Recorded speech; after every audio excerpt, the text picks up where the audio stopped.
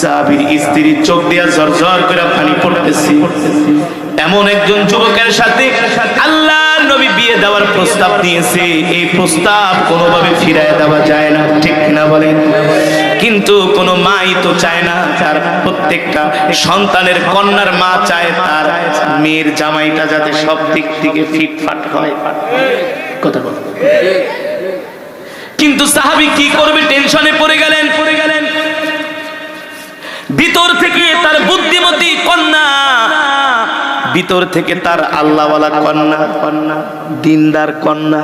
সুবহানাল্লাহ। গাছ যেমন হয় ফলও তেমন হয়, ঠিক কিনা বলেন?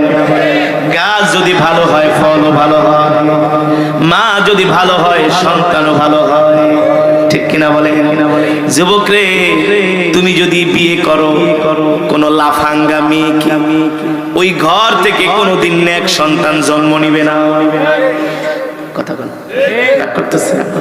যে মেয়ে সারাদিন গান শুনে, সিনেমা দেখি, সারাদিন শুধু ফিটফাট করে রাস্তায় ঘোরে, ওই মায়ের গর্ভ থেকে কখনো শাইখুল হাদিস জন্ম নিবে না।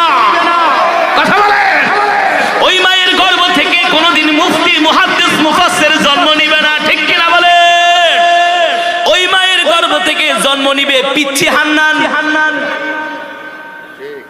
নাম শুনছেন? ওই মায়ের গর্ভ থেকে জন্ম নিবে কালা জাহাঙ্গীর। আবার জাহাঙ্গীর